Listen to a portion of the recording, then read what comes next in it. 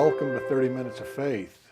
It's our pleasure today to have Melissa Chapman, the Executive Director of the Jewish Federation here in Sacramento. Thank you for joining us. It's my pleasure, John. Thank you. We always start with, where were you born and raised? Just outside of Chicago in a suburb called Skokie, Illinois. And raised in a religious home? Actually, a very traditional cultural home, not necessarily religious, but with a strong understanding of where our roots were. My grandmother was born and raised in Israel, so being Jewish was a strong part of our identity. But when she moved to the States, just as it happens with many people, people start to assimilate a little bit and try to find different avenues to connect with their community. So she always made sure that we followed traditions during the holidays and things like that, and maintained a set of values that were very Jewish, which I've found now in my work have translated, and that's taking care of the world, doing good by others, social action, the basic principles of being Jewish. So we had a little bit of everything growing up. Do you have brothers and sisters? I don't. I'm an only child. And how was that? Was that good or bad, or a little bit of everything? A little bit of everything. I always wondered what it would be like and what my sibling would be like, but I don't think I suffer from only child syndrome. That's at least what people tell me. I enjoyed being able to spend a little bit more intimate time with my family that way, more one-on-one time, so I feel pretty balanced, and hopefully others think I am too. Your parents still living? They are. Both of them are. In the Chicago area? Actually, my mom lives in Palm Springs. My dad recently moved to Montreal. He was remarried about 2 years ago. And my grandmother, who I'm also very close with, as I've just told you, is still living, and she's in the Chicago area. Your father speak French? He doesn't. He's trying. He's definitely trying. I was in Montreal for a couple of days, and it would have really helped if you could speak French. And they true. work with you really well, but if you could just wander up and speak French, it'd be a good thing. It's true. Every sign is in French.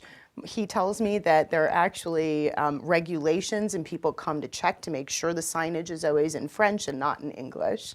So he'll have to learn. Now, how did you get from outside of Chicago to Sacramento? It's a good question.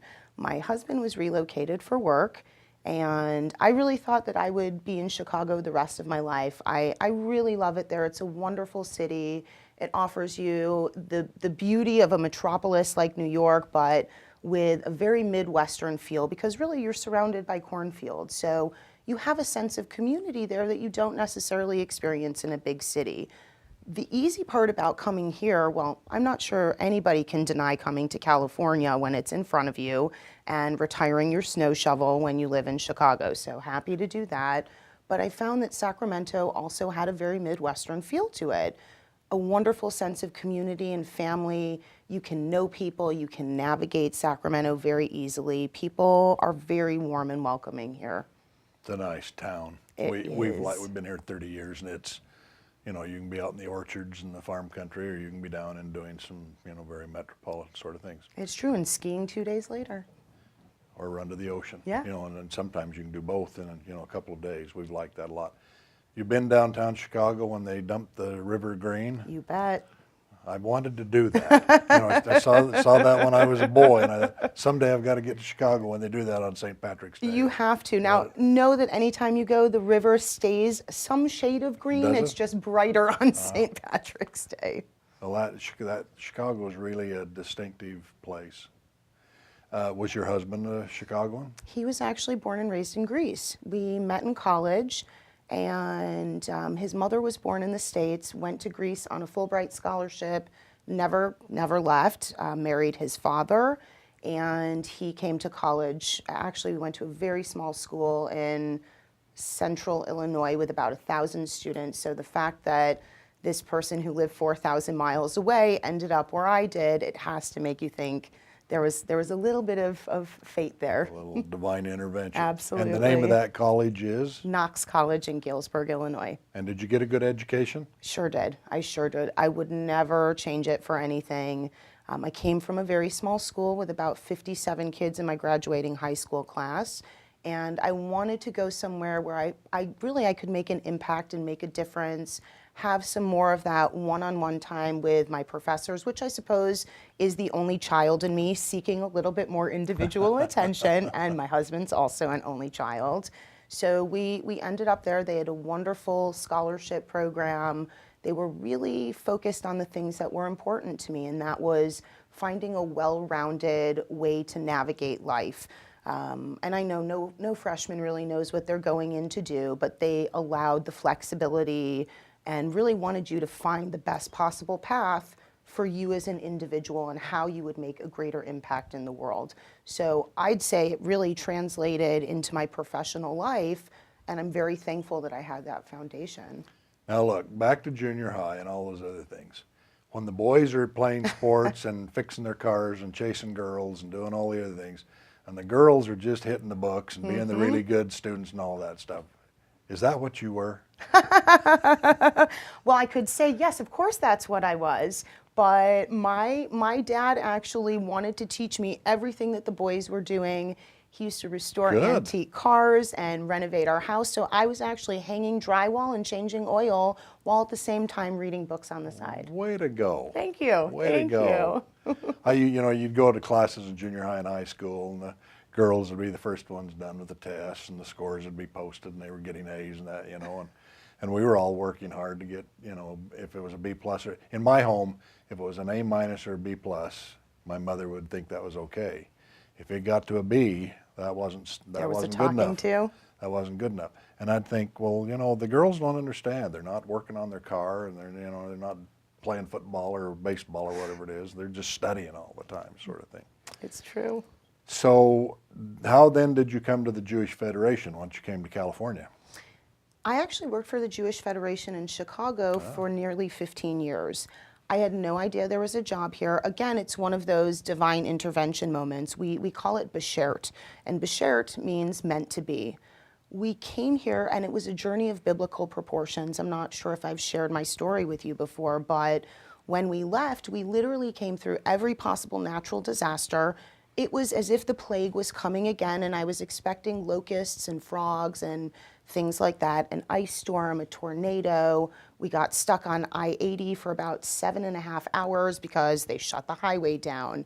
When we got here, our movers called and said their engine blew up. It would be an extra 2 weeks. We found out there was carbon monoxide poisoning in our house. So I did start to question whether or not this was the right move.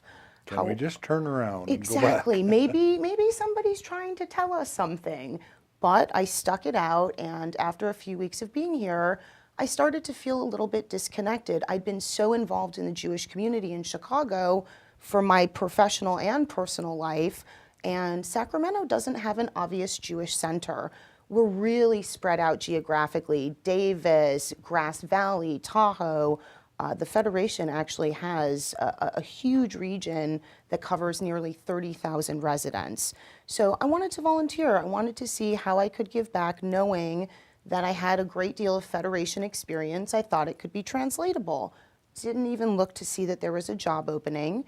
And I had a lunch appointment with the interim executive director at the time.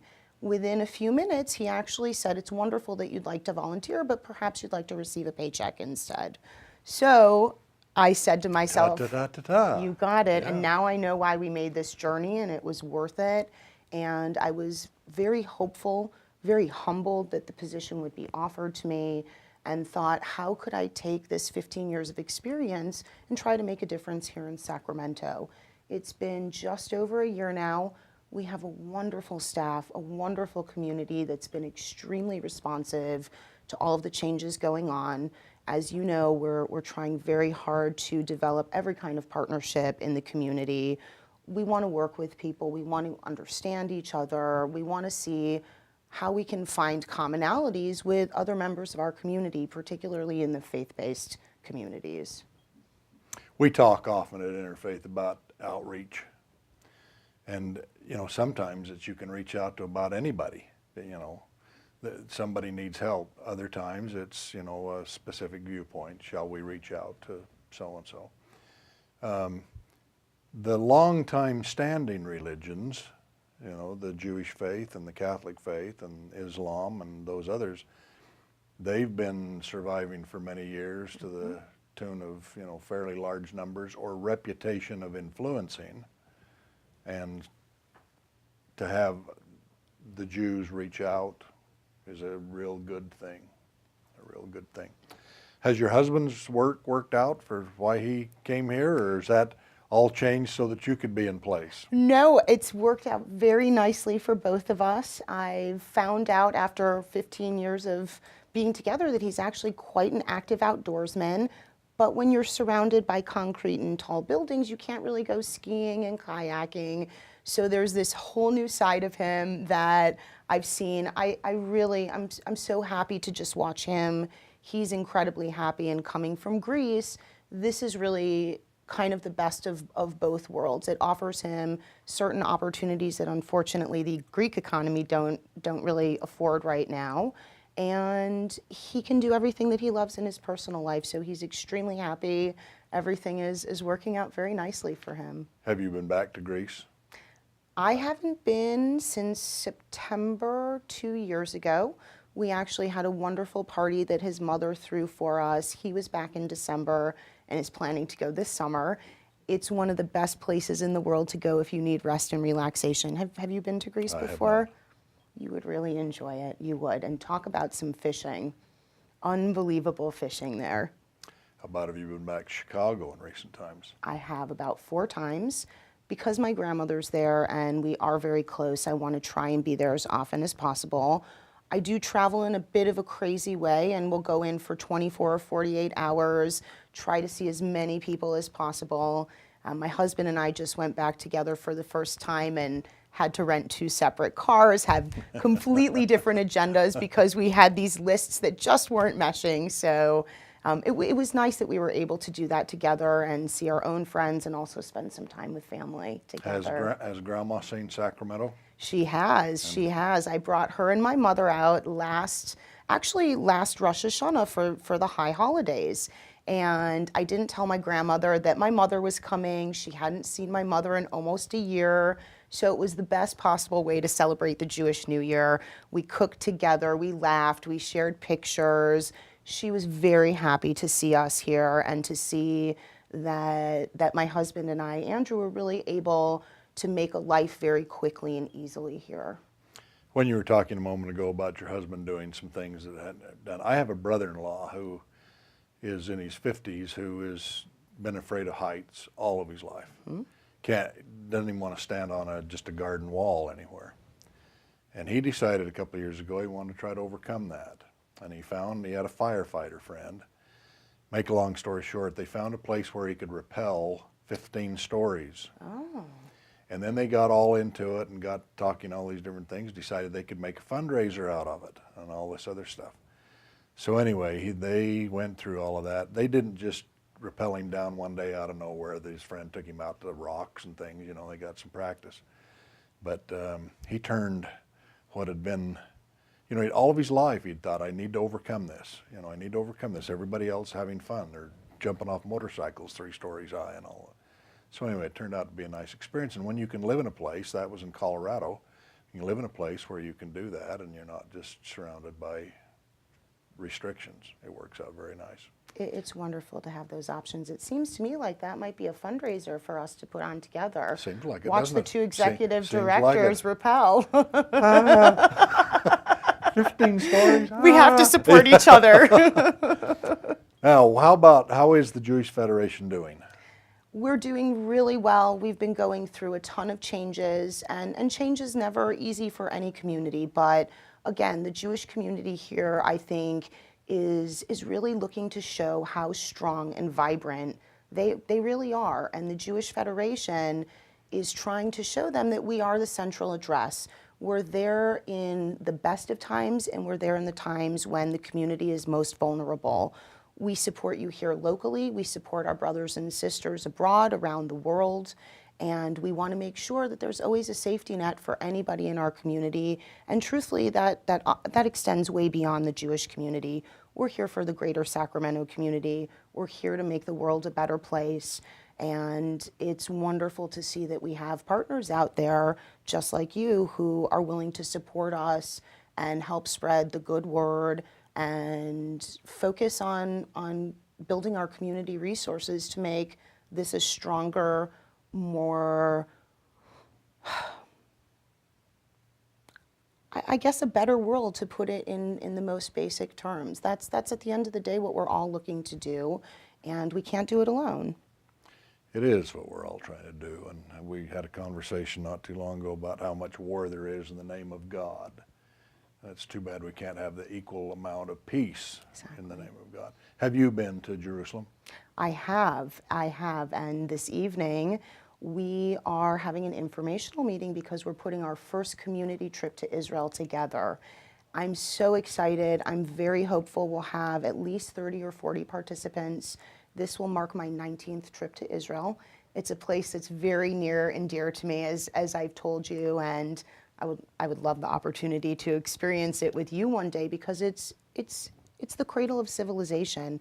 Every single one of us, no matter what, can find something there. Yep. And I realize that there are some very hot topics surrounded, and there are tons of sensitivities that have been building for thousands of years. But if all of us could step back for a moment and really figure out that we all started in the same place, and that we all do have these shared central core values, I think it would be helpful to move in the direction I know you and I are hoping that the world will move in. I was on a conference call not too long ago with some faith leaders, Atlanta and Boston and Washington and Denver and LA and that doesn't really matter, but it was interesting to me to listen how we all proclaim to be a child of God. We all say that. And we were different faiths, and we can call God by whatever name we want to do that. But we all say, yeah, we're all the child of God. Yes. But as siblings, we don't do all that well all the time. You know, and people say, you know, no, you're a Jew, you can't do that. Or I'm a Mormon, don't you do that, you know, da-da-da-da-da. And the central theme was, you know what, I don't care if you're black or blue or green or white. It doesn't matter to me what you are, how you behave. If you'll treat me with love and respect, I'll treat you with love and respect in return. Absolutely. And we'll become friends, and you know, all those other things. Where's the future of the Jewish Federation and the JCRC and that in Sacramento in the next 5 or 10 years? Again, we're really hoping to build our partnerships, not just within the Jewish community, but with the entire Sacramento community. We want to be a resource. We want to be there to help educate the community. We'd like to be a voice of the Jewish community. The Jewish Community Relations Council really helps us in those areas to be out there advocating for rights on campus. I'm sure everyone's aware, the UC system is dealing with some heated topics, and to know that, again, there's a safety net there. If someone's in need, if someone needs help, advice, presence, being, that we can step in and be there. We really want to say to the community, we're here no matter what, along every step of life, and we're here to provide opportunities. We're here to provide a good, healthy environment, an educational opportunity for the rest of the community, as well as our own community. We've been doing a lot of work talking to each other as well and engaging in civil discourse. Israel, as we were just saying, is a very heated topic, even within the Jewish community. And we're trying to find ways to create healthy dialogues internally so that we can then go out and have those healthy dialogues externally. That would be one of our main goals, as well as increasing awareness of what we do so that we can continue to provide the critical services that, unfortunately, other agencies aren't able to do right now. The viewers would be asking, I Yes. think, can I just, you know, Joe Schmo, show up at a synagogue on a Friday night and can I worship with you? Absolutely. There is a wonderful, wonderful group of synagogues here throughout the region, nearly 20 actually, and in Sacramento proper. There are 5 to 6 larger ones, and really they cover the entire spectrum of belief, from very Reformed to very Orthodox. So in whichever way you're comfortable observing, you can find a place. And the truth is, even if you're very Reform, you can go to the Orthodox synagogue and feel comfortable. You would be welcomed. You would be encouraged to ask questions. People would want you to know that you're part of the family no matter where you are in the belief system. And I would say that's the job of the Jewish Federation as well. Not only that, but we provide a home to people who may not know to go into a synagogue. And you don't have to be Jewish to go into a synagogue either. It's a wonderful thing to experience. If you are interested at all, you can go on our website, which is www.jewishsac.org, and we have a ton of community resources. So anything Jewish that might be of interest to you, we can provide. In the spring, we put on a Jewish Heritage Festival that's open to the entire community. It's a street fair in our own Midtown backyard, just up the street. We would love to have friends there joining us, enjoying the music, the food, the culture. Really, we're nothing without sharing what we have to offer with the rest of the community. There's some real good Jewish food. Oh, yeah. Oh, yeah. Now, I've only been to synagogue probably 20 times in my entire life, and I've always gone with a friend or an invitation or something. But there's always music. There's always good music. There's not only the cantor, but there's little children's choirs or somebody's presenting something. Is music an important part of the Jewish religion? I would say music is a very important part of our culture and religion. It's part of our tradition, and it's dependent on the geographic areas that you come from. The Eastern European tradition of klezmer is amazing, and then you have the Sephardic tradition that's more North African, Middle East, that has almost a haunting beauty to it that I can't explain, but I'm sure you've experienced before. Anything that allows you to feel closer to your people is important to us, be it music, food, camaraderie, community service. Any opportunity to bring people closer is important to us. In the daily routines of someone who is a Jew by heritage and not necessarily, a convert or whatever else, where's the separation between I am Jewish by heritage and I am Jewish by faith? Now that would depend who you ask. You could probably garner about 5 million different opinions on this. Fair enough. And we talk about it quite often. How do you determine what it means to be Jewish? It's really a critical question, especially with the 20-something crowd who I think is facing a certain identity crisis in general. And that would be true in all faiths. Exactly, yes, yeah. Exactly. It's a very difficult world filled with challenges. You try to find your way. There's so many options out there to choose from, and people are over-programmed. They don't necessarily think about their religion or heritage as the first avenue. But if we find ways to connect with them and let them know that there isn't a defined way to be Jewish, I think that will really change the culture. There's an amazing program you may have heard of called Birthright Israel. And it's funded by different federations and anonymous donors who said, we need to get our young people to Israel. Why? To connect with their heritage, to let them know that it doesn't mean they have to go to synagogue every week. It doesn't mean they have to keep kosher. It means that they need to feel connected to the people, the history, connected to being a good person. Again, those fundamental Jewish beliefs are repairing the world, giving back, social justice.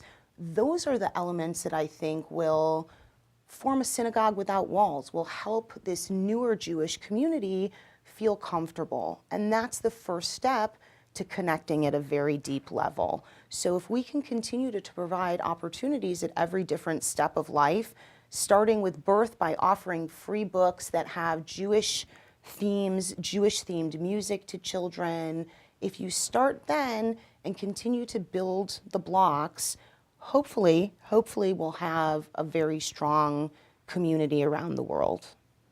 Let's talk kosher foods a minute. Okay. Is there a favorite kosher food? That's a good one. Unfortunately, we don't have a kosher restaurant here anymore, but I would say that our community would love a kosher deli more than anything. And my guess is the entire Sacramento community would really enjoy a good kosher corned beef sandwich with a pickle on the side. When I was a very young adult working in Salt Lake City, there was a kosher deli tucked back in behind a business park. And I don't think we appreciated what we were getting. We just knew that we liked that sandwich or that dish or that dessert. And the very first time I went in there, you know, it was with another man who said, well, you should have this and you should have that and do this and you'll be, you know, and I ate it and it was delicious. And so for the next, 5 months, I came back and ate the same thing and then finally decided one day I better do something different. Well, our time is flying. We're about done here. Can I ask you one other thing that I would like your opinion on? If you could wave a magic wand in the world and create something or do away with something or fix something, what would that be? I think I'd like to create more people who are willing to move into the positions that we are to help further a better world and community altogether. How will we do that? Talking, educating, working together, and letting the people who trust us know that we would never be engaged in something that wasn't honest and worthwhile.